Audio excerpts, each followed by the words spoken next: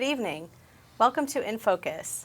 I'm Sayward Salazar, standing in this evening to have a discussion about youth in Richmond and some of the services that are being provided to our youth here in Richmond. With me tonight, I have Kevin Handley Sr. and Carl Rhinehart. They're here to talk about some of the youth programs that they've created in our community and a little bit about their history and how they ended up coming to Richmond and deciding to stay here and be a great member of our community and provide these services to the youth of our community. So I'll go ahead and start with Carl. Carl, if you want to go ahead and introduce yourself and tell us a little bit about where you're from and how you ended up in Richmond. Absolutely. Sayward, thank you for having me. Again, Carl Rhinehart. Originally from Muncie, Indiana. Came to Richmond in 1999 to go to school at Earlham College. Played football there as well. Studied business and nonprofit management. Welcome. Kevin? Kevin L. Handley Sr., originally from Gary, Indiana. Had the opportunity to spend many summers in New Jersey. My mother would send me there while I was in high school to kind of keep me out of trouble. But I got to Richmond through Earlham College. I arrived in Earlham in 1994, and my mother dropped me off, and she didn't come back to get me. So I'm still here. But I had the opportunity of graduating in 98 and working at the college from 98 on until about 2005. Met Carl at Earlham and coached him and a group of other young men, worked in the admissions office, recruiting students, primarily football players and students of color. And so been in Richmond in the community working since. Ever since. And this is a little bit of a selfish thing. You know, I'm also an Earlham graduate and a transplant in the Richmond community. So I wanted people to be able to see, you know, what Earlham brings to Richmond and why Earlham is so important being here and how many of us get educated here and decide to stay and don't bring that, you know, brain drain back home. We keep it here in town and we're able to provide some really great services to the community. So I'm wondering if, Kevin, you can talk a little bit about the Impact Youth Center, how that started, and some of the services that you provide. So, you know, for those who know me know that I started out in public education in Richmond and working with several charter schools and opening them up and working with students. So I did that from about 2005 and about 2005 to 2015. But during that process, I noticed that there was still a need for students. And we struggled even at our school with students having opportunities after school. Now, there were and still are some great programs out there. The Boys and Girls Club, Girls Inc. was there at that point in Townsend. But there was still a group of kids who still needed additional opportunities. And so about 3 or 4 years ago, a group of us got together and founded the Impact Youth Center. My wife and I took a leap of faith and purchased a building, the old Templeton Music Building on South 5th Street. And so we started to create programs in that building. And essentially the programs are designed off students' needs. And so one program we have is a poetry club, which meets on Sundays. And for those that have seen us, we've performed at a number of different events. Juneteenth, IU East, Ivy Tech. We're performing this Saturday at the Soul Fest. And we also just started, had a group of young men from the high school that knew that I had a vision for starting a chess club. And so we also started a chess club where we meet on Thursdays. And we just finished 2 chess camps this summer, which are pretty awesome. Tutoring services, we have students from Earlham that come over and tutor. Wrestling is another big program within the facility, and sports training is another big program. And so we're working on a kind of an entrepreneurial program for students who have entrepreneurial opportunities and they want to step out and do things. Our goal is to teach them how to do some of those things. And lastly, we just wanted a safe place for kids to go and keep them off the streets, because growing up in the environment I grew up in, there were places like the Impact Youth Center. And so our goal is to just have another place.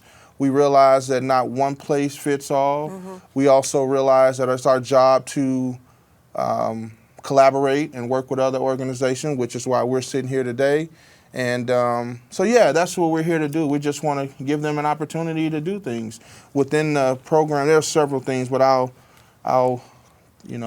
pass it on to Brother Carl. Yeah, it was really neat to walk into the youth center the other day and see all of these kids playing chess, like very quietly and intently and like clicking back and forth. And it's just really awesome that you're providing a space for something a little bit different, right? Like you don't find that at every other place that they're doing a chess club. And that's something that I think, kids who are a little more quiet or reserved or a little more intellectual sometimes don't fit in those places because they're a little more loud and rambunctious. And so for them to be able to have a place where they can really focus on their craft was really neat to see that. So I really love that you're doing that. And that after school piece is so important too, because of that danger zone time, when the time from kids getting out of school to the time when parents get home from work. We know as youth serving professionals, that's a real danger zone for kids. That's when things happen that maybe shouldn't be happening, or they get drawn into activities that are not great, like drugs, alcohol, things like that. So that's really awesome that you're doing that. Carl, can you tell us a little bit about Future Achievers and some of the things that you've been working on for quite a while now? Future Achievers has been around for over 10 years, hasn't it? Yes, trying to do the math here. Yeah. 12 now. So yeah, Future Achievers, excuse me, we were founded in 2012. 3 of us came together, myself, Rachel Ulrich, and Erica Butler. At the time, we were students, participants in the Institute for Creative Leadership, and Future Achievers basically was our final project. And it was born out of the idea of, and at the time it was cool because Rachel was a high school senior. And so she was wrapping up her time at Richmond High School. And we started the conversation around what were some of the things that she felt like that she wanted to know about that she didn't get through her formal education. And we started with financial literacy and focusing there. We partnered with Townsend Community Center, Incorporated at that time, and had our first cohort, go through our Money Matters program at that point. And then after that, we saw the success and we started to think, well, how can we expand this? What are other topics that need to be addressed with young people to make sure that they are equipped, that they have the knowledge, the skills to be successful adults. And so from there, we grew and expanded into covering topics about not only personal finance, but also college preparation, job readiness, health and wellness, and then giving back to the community and civic engagement. Yeah. For us, our programs look just a little bit different. We are about connecting young people. And so again, it's really good that I'm sitting right here next to Kevin, because what we do is when we interact with young people, we're trying to be that positive adult, that caring adult in their family that just takes in their life, that just takes an interest in who they are and wants to find out truly what they're interested in, what are those activities they would like to do that maybe they don't have an opportunity right now to do, and then we want to bridge that gap. So for those young people that are interested in chess, and we just had that come up in some of our programming this past school year. And so it was great to be able to connect that young person and say, hey, do you know about the Impact Youth Center, that they've got, chess club happening every week that you can go and join.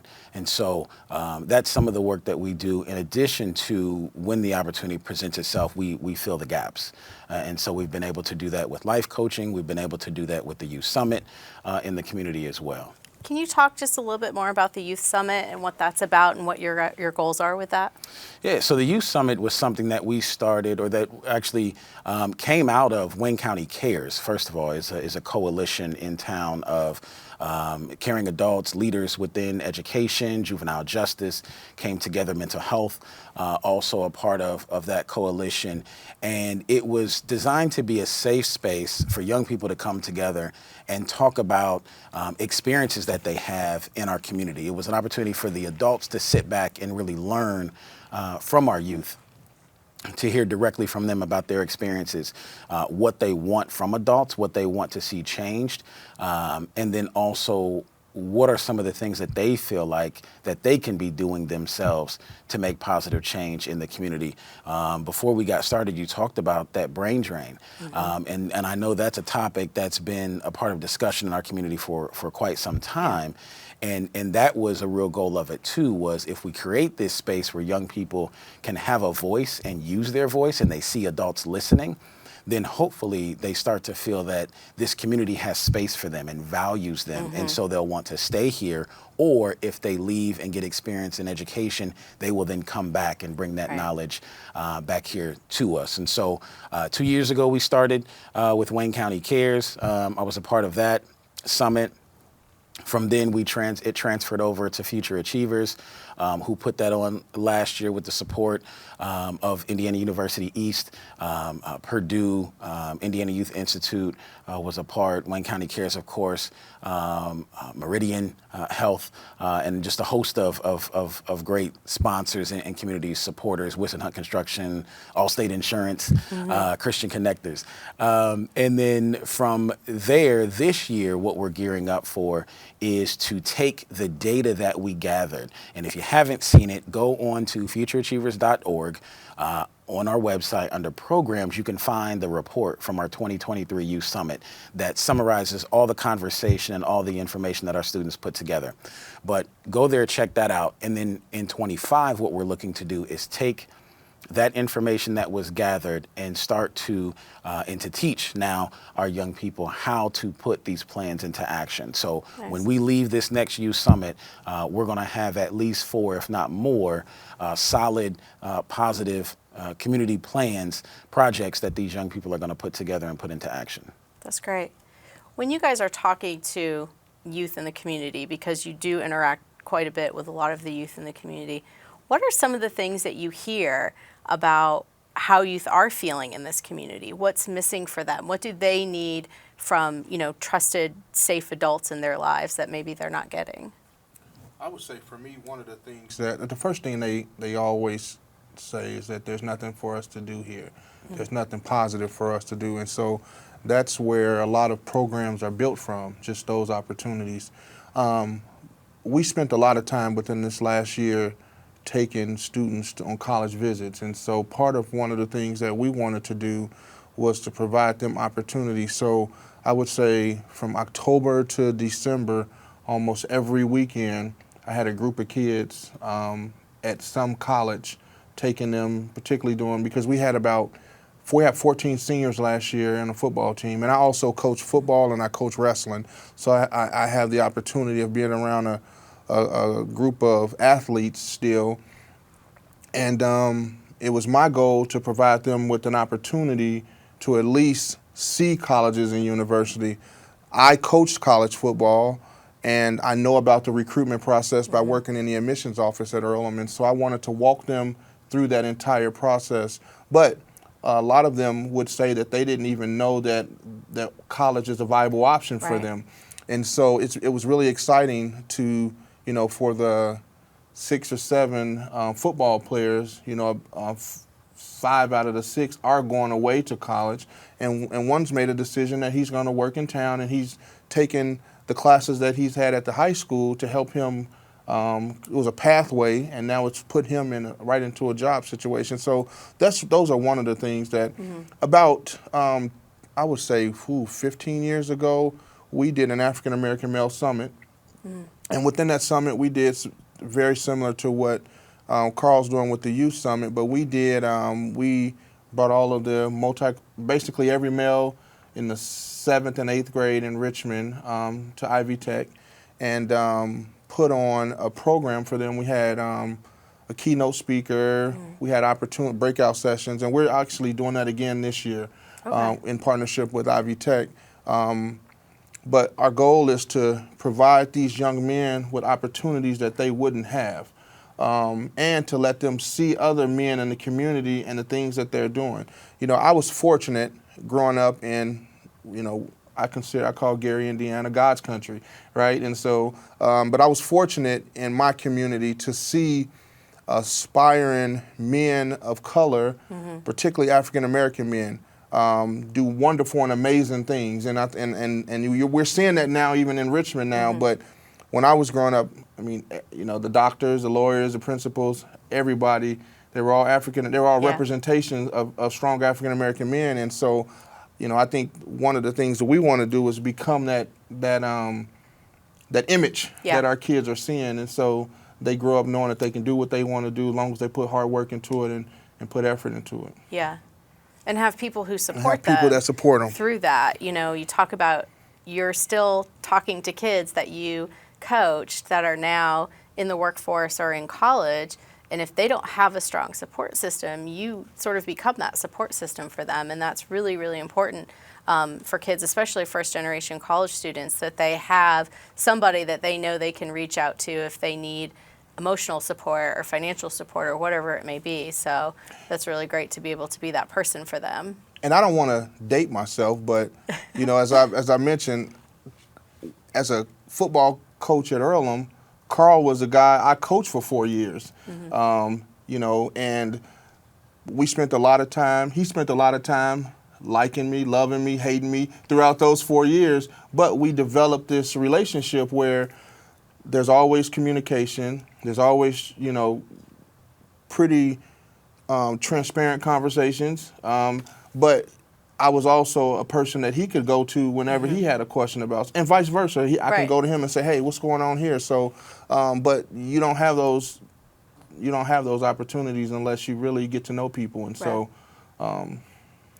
So what are kids saying to you about what are they needing or missing, or what do they want from their community, or what do they love about their community maybe? Yeah, I would very much agree with what Kevin has said. It's the opportunities that young people want. They definitely feel like there's not enough for them to do here, especially around just entertainment, leisure activities. Yeah. I think the hard thing is, and I've said it and I've felt it too, is that you don't know what you don't know. Right. So when you go and you ask these young people, okay, if money wasn't an issue, what is it that you would want to see in this community? Many that I've talked to have struggled to answer that question because they don't know, they haven't seen, they haven't had those opportunities. And so the next piece is providing those opportunities for them through the summit. I mean, that was another issue that came up quite a bit, especially when we talked about college and career readiness. And so, job shadowing opportunities, internships for high school students, job opportunities, volunteer opportunities, so on and so forth. We have a real access issue in our community, but I think probably across the nation, maybe even around the globe, when it comes to young people, just because of, sometimes liability and different issues. Sometimes we can't have youth, in an area by themselves, so on and so forth. But when you have, parents in the home that are working, that are engaged in other activities, and they can't be right there, with their children, then it's a barrier. Transportation, so on and so forth. And so, again, the opportunities that Kevin's talking about are key for our young people because it puts them in a space where now they can see other things that they haven't seen before. They get to see people that look like them, that are doing things, doing great things, and it helps to expand their mindset and their understanding and belief of what they can do. Yeah, absolutely. Thank you. Just to shift a little bit to talk a little bit about mental health and students in the community and young people, since you guys are interacting with a lot of them. The CDC reports that 47% of high school students say that they feel sad every day, most of the day, for up to 2 weeks at a time. Are you seeing that with students? Have you seen an increase in sadness and depression? And how do you feel like your programs might be able to help some of that? I can. I would say yes. I mean, it definitely does feel like there's an increase. The data would say that there's an increase. I think social media and our technology has helped with that, has helped increase the prevalence of that. I think back to when I was in school and computers were just becoming a thing. Often thought, if I got bullied in school, it ended at 3 o'clock. Right. I got to go home. I didn't have to see those kids and deal with that until tomorrow. Now, these kids with technology and cell phones, it's happening in that moment. Excuse me, it's being shared right there in that moment, it's traveling along with them, every minute of every day. And it's hard for them to escape that. And so most definitely. I've talked with students in the high school. We've been blessed to work with Richmond High School the last 2 years, serving young people there in life coaching. And the conversations that we've had with students have included those mental health type of conversations and the struggles that they're having. And not only are students struggling with what's happening in school, but they're also struggling with what's happening outside of school. So the other thing for me too was school was my safe haven. That was my safe space. And unfortunately, it seems that schools are no longer safe spaces for our kids because of increased violence in schools and so on and so forth. And so now you take that safe space away from the school. Kids are already, some of them are already maybe struggling at home or in their communities as well too. And now you have a child who feels no place is safe. Where can I go? For us, I think a benefit has been with us being in the school, providing that life coaching service to students. We were able to pull them one-on-one out of classrooms and talk with them, kind of be that buffer for them, between them and their teachers and their academics as possible. We walked around the building, developed relationships with students. And so we were able to have those connections and have those conversations, kind of talk kids down as need be, be that outlet, for them as well. Again, while to just taking that general interest in who they are, and again, looking for opportunities to be able to connect them with experiences that are really going to help them to shine and grow. That's great. And for me, I've had very similar experiences being in the school, but I've been in different capacity. So, there was a point where I was an administrator in the school and then a classroom teacher. And so I have the opportunity of seeing the students and seeing them daily, but also in some cases, as when you're dealing as an administrator, you're also dealing with the larger picture of it. And so one of the things that we have done is to refer kids to 8 different agencies that may do a better job than we may do it. There are a couple of people that work with us that have a background in mental health counseling, but also therapists, and so we try to make those connections as well. I would agree that social media and this new wave of technology has really put our kids at an advantage, but also at a disadvantage as well, because as Carl said, it's all the time. And the thing that's the most interesting is some of our strongest kids, some of our kids that are captains of the football teams and kids that are, valedictorians, salutatorians, they also are having some of the same challenges. And for me, school wasn't necessarily a safe zone, but community organizations were a safe zone for us, and community leaders were the safe zone. And so I always remember our coaches and some of those guys in the community that would always pull us to the side or take us places. And so that's why I continue to keep trying to be that same resource, because I also know that without those people and without those organizations, I'm not sure where I would be today. And so I just always remember that. But also I just want to provide a place for this community. I fell in love with Richmond. Richmond has been a great place to raise my children. I also feel like Richmond has a lot of positive things going on, and Richmond's been good to a lot of us. And so particularly going all the way back from when I was a student at Earlham, we would volunteer at the Townsend Community Center.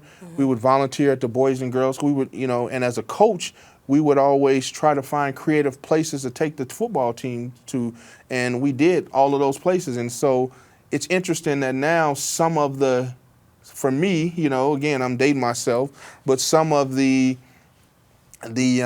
students that we had in the late 90s, early 2000s, now I am teaching their kids and or administrator of their kids and or working with their children. And so, and just having a relationship with those folks when they were kids and me pulling them to the side, I've seen kids, they'll come to me and say, hey, we need to have Mr. Handley talk to them, or we need to connect. So, but again, to your original question, is just making those connections.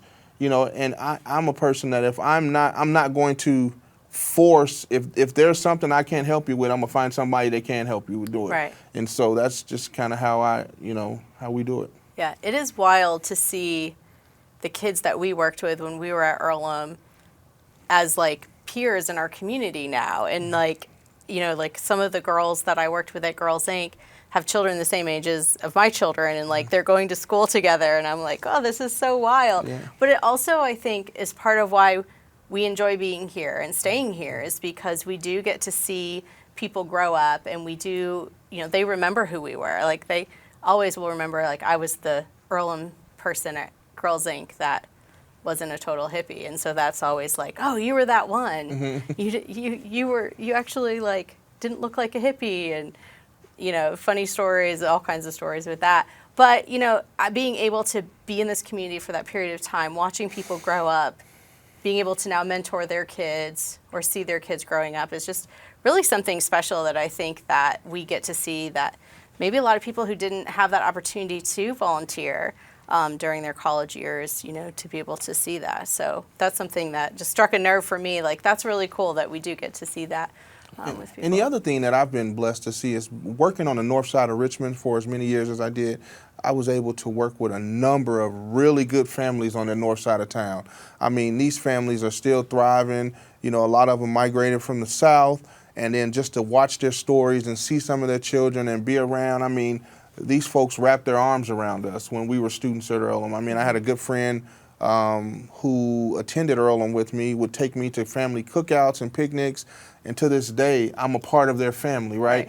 But it was a humbling experience to be able to just go on the north side of town and know all of these people and feel like it felt like home for me. The north side of Richmond felt like home for me because I grew up in a community of supportive people, and now when you go there, now you have the same support from these folks. So, yeah. Yeah, it means a lot. So the community has talked quite a bit about trying to be more trauma-informed, and a lot of that comes from the ACE study, the Adverse Childhood Experience Study, which I know you both know all about, and how children can really be resilient, and they're able to combat some of the problems that can be caused by having all of these adverse experiences, by having that one person in their life. It just takes one person that cares for their social and emotional needs. How can other people help be that person for our youth in our community? How can we step up to be that one person that child knows cares for them unconditionally, so that if their family doesn't, or you know, they're really struggling and they don't have that kind of support, how can we as a community step up? I would say, first of all, we need to change our communication. Because it's, you know, it takes I've learned, and I think all of us have learned over time, things that we say can negatively impact children. Mm-hmm. And so it goes back to just coaching, right? And telling kids, you need to be tough. You need, you know, some of those types of narratives, you know, and I'll say kids are resilient. I mean, these kids are more resilient than we were.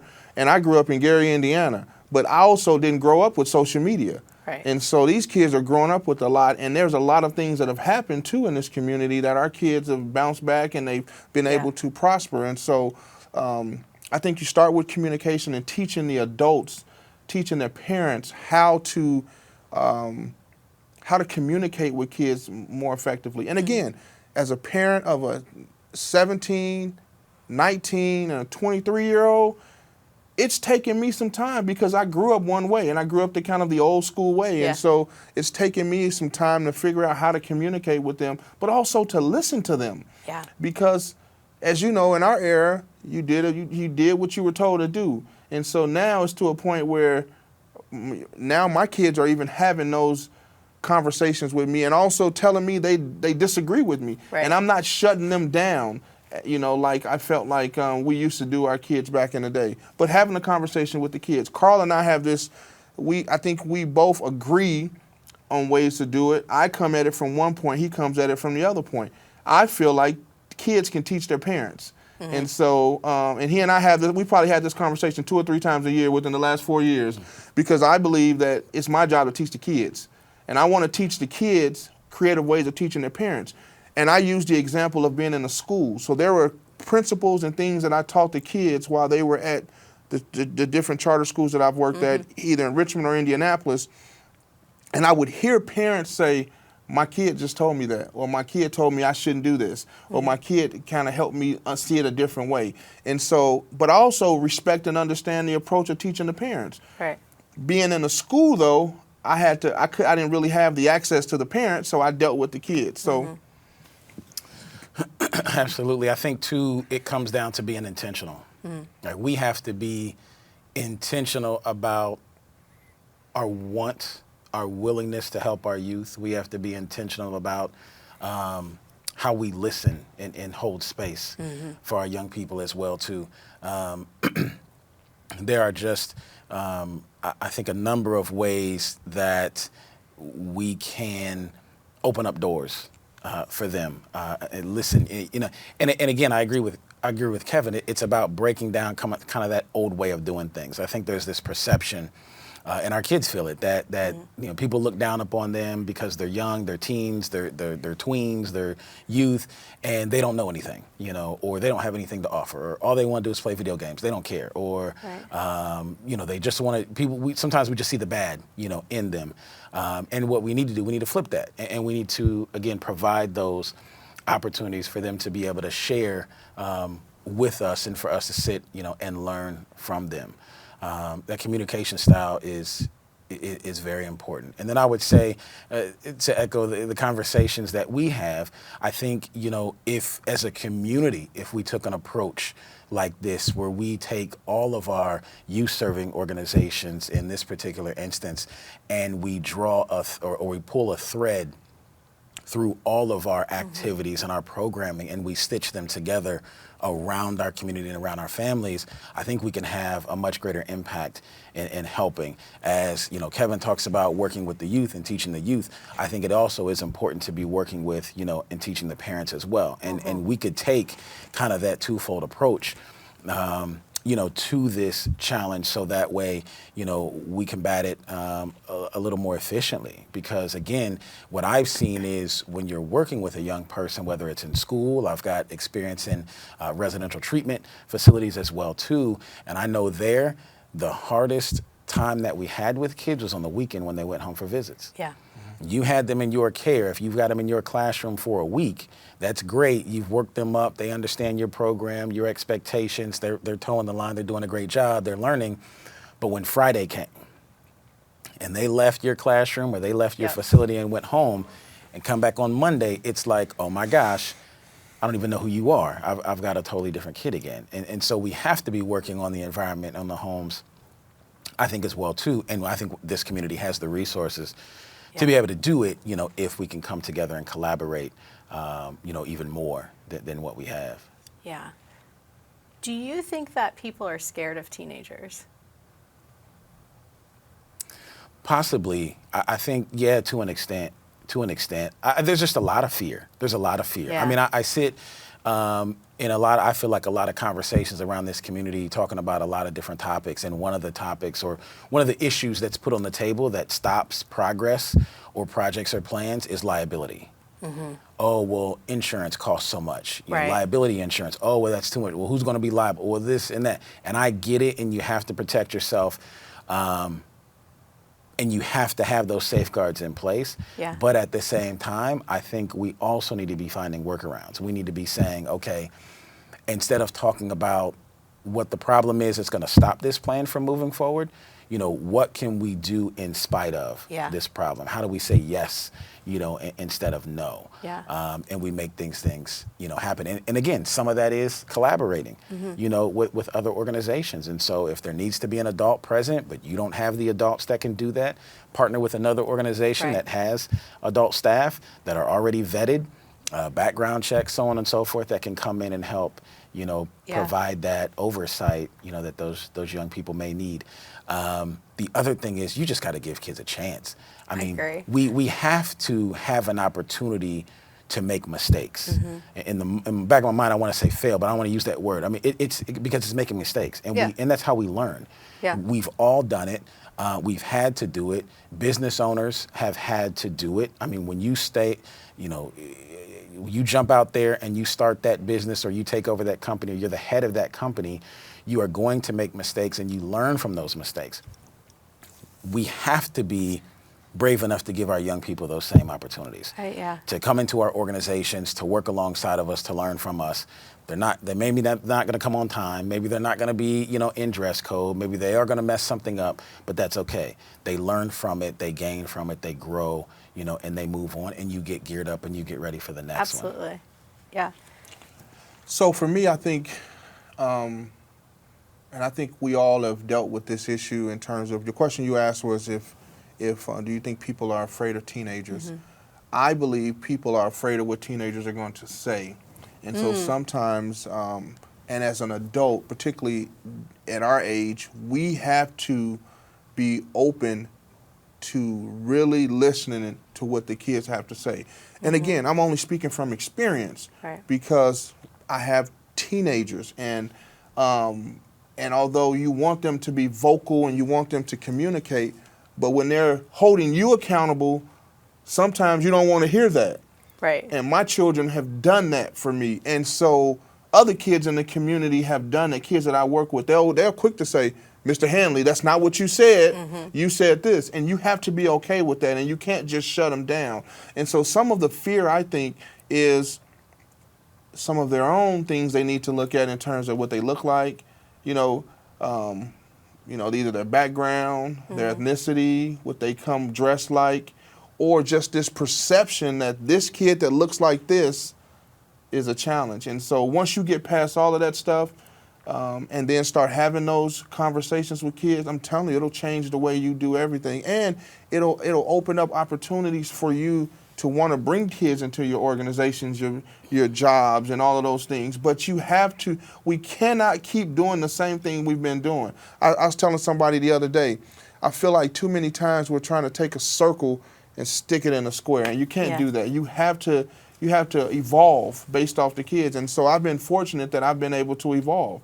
I used to come to places all the time with a suit on. Sometimes I'll come with a T-shirt and some Jordan 1s because they wear Jordan 1s. That's a conversation starter, right? And so kids may say, "Hey, Handley, I didn't know you rock Jordan 1s." Yeah. Now, this may be my only pair, but it starts the conversation, right? But you got to create opportunities for them to want to talk to you, and I don't think we do that. And so one of the things I did was I created a podcast called Out of the Mouth of Babes. And in Out of the Mouth of Babes, we give kids a platform to come on there and have conversations. So if you listen to some of our shows, we have one about mental health. We have a show about the dress code in school. We have one of the major big ones we did was that we allowed the kids to interview our at-large candidates for city council, which Carl was one. The kids interviewed him, and both our mayoral candidates. And I just usually sit back and let them talk. Yeah. And as I was telling someone earlier, that it's my goal to just remove myself from the whole conversation and let them get on there and have these conversations because it is some of the most enlightening stuff that you would ever hear. And they talk about mental health. Kids are amazing. Kids are so amazing. And I believe we could have been even more amazing if somebody would have gave us an opportunity to just listen to us. Yeah. And I'm not saying our parents didn't listen to us, but I can tell you this, they didn't listen to us how we're listening to our kids. Oh, definitely. Oh, it's, and I'll say, to go back, Kevin makes an excellent point about being willing and being open to listen to what our young people have to say. When you talk about, being trauma informed, if you're not willing to allow a young person to be open and honest with you and tell you their perception of you based upon how you're acting and you're responding, then you're not ready, to be trauma informed. I mean, that's what it's all about. And I have learned so much from the young people that I've worked with over the years. And that's how I and the work that I do and the organizations I'm involved with continue to evolve, is from using their feedback. Again, that's what the Youth Summit, was all about. And so, right now we're working with some teams that are helping us plan the next summit, and it was, I said, well, hey, here's our social media platforms that we use, and we want to engage with more students. And I had a teenager tell me, like, well, your Instagram page basically is trash. Like, your colors are all the same. It's too many words. Like, youth don't like that. And I was like, ooh, that kind of hurt, a little bit. But at the same time, that's exactly what I need to hear. Right. So now, then you show me how to make it better. Let's work together on how to make this work. And so if this community is serious about wanting to provide opportunities for our youth, if this community is serious about wanting our youth to stay here and feel valued and feel like this is a great place for them to live, work, and play, then we have to open up the doors and we have to be open to having that dialogue and listening to their harsh criticism of us. Yeah. And be ready to make change. It makes me think of the documentary Paper Tigers, where they had a trauma-informed high school, and one of the students came in and like mouthed off at the teacher and like swore at him, and instead of being suspended, they went and had a conversation. And it turns out the kid had been let down by his parent that day, and it had just really bad morning, and like he just said it. But it wasn't about the teacher. It was just about how they were feeling. Mm-hmm. So taking the time to be like, whoa, what's going on? Are you okay? Usually you don't talk to me that way, instead of just cutting him off and saying, you're a bad kid. And if you remember, during the days that we had our school, our I hate to use the word discipline, but our motto was based off the notion of restitution. And so it goes back to Diane Gosson's model of restitution. And so that's how we handled all of the scenarios within our school. We had a conversation, kids had a thinking form, they would rethink what they did, and they would then try to make restitution for their actions. And so I think that's a very powerful way of ensuring that we don't just continue to keep piling on things. And I think Richmond does a good job with this handle with care. When, particularly working in the school, if there's a kid in my class who is having some challenges, I'll get an email and say, please handle this kid with care.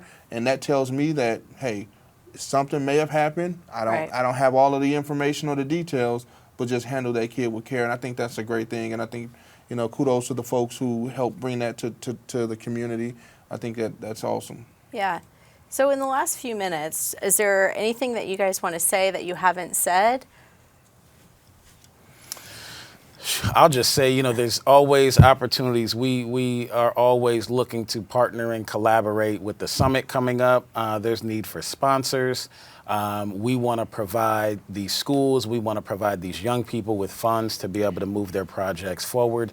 We're always looking for opportunities to connect with local businesses, to provide job shadowing, and just connection, just conversation with young people as well too. And so we've been fortunate enough to be able to bring professionals into Richmond High School, connect young people with professionals over Zoom, and so on and so forth, just so that they can learn about the field that they are interested in, whether it's the workforce or going into higher education or conversations about life, so on and so forth. And so if anybody, is wanting to get involved and to provide some of these opportunities and to be intentional about providing opportunities for young people and making positive change, contact me, let us know. Great. And I would piggyback with that. I mean, almost everything Carl said, I would say, we're always looking at opportunities at the Impact Youth Center. We can be found on Facebook or reach out to me, Kevin Handley Sr. I'm on Facebook as well, and I can point you into the direction of some of the programs that we are specifically running. One program I did mention was wrestling, youth wrestling. That's a big program that we are instituting. Chess Club is, again, it's evolving, and so we really would love to have not just youth, but also adults that are interested in chess having a place to come.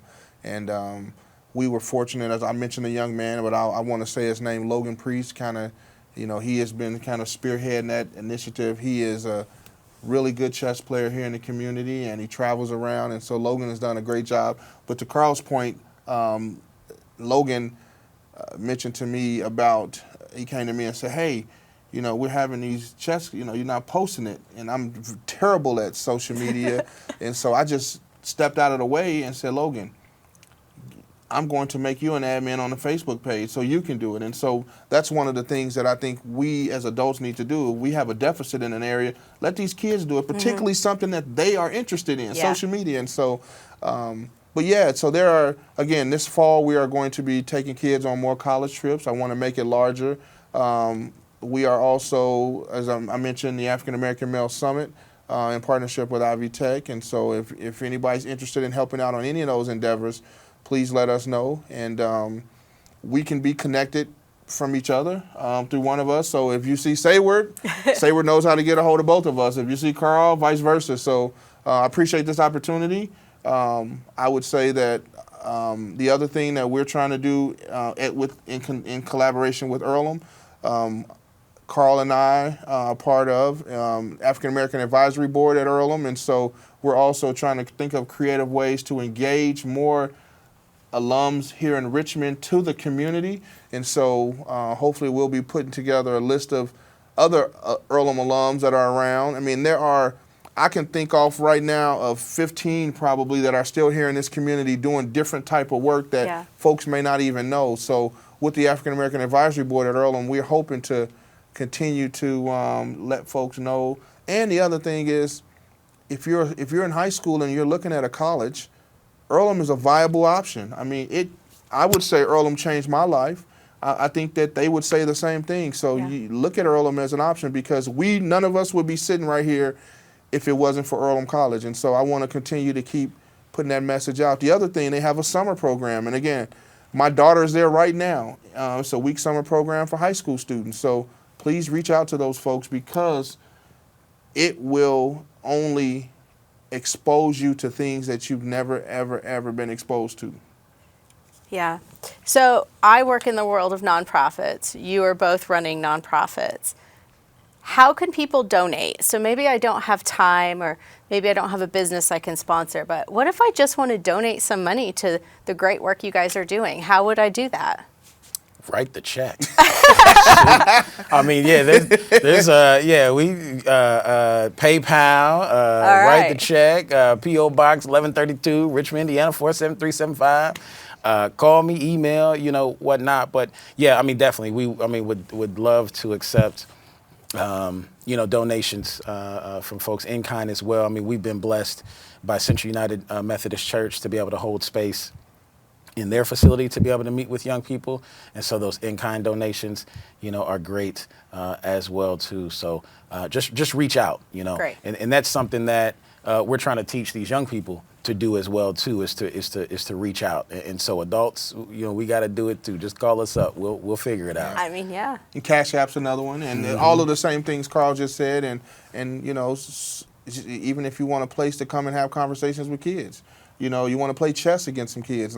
These are opportunities for you. And so, there are a number of different ways, but because as you know, the work that we're doing is a labor of love. And so oftentimes what doesn't get mentioned is that if there's a shortfall or a shortcome, most of the time it'll come directly from the folks that are running it. And so, because we still got to make things happen for our kids. And so if I decide that I want to get kids pizza that night because I sense that they may not have food, I'm not going to wait around for anybody. I'm just going to go do it. And so, thank you both so much for coming on to the show and answering all of my questions, and just really sharing about how much you care about this community and how much you care about the youth in this community, and just giving back. Coming to Earlham and having that really shape who you are, and then taking that and, putting that back into the community. I really appreciate all that you guys are doing, and thank you so much for coming on today. I really appreciate it. And thank you everyone for watching. I hope that you really enjoyed this episode of In Focus, and we'll have more episodes of In Focus coming. EC Pride.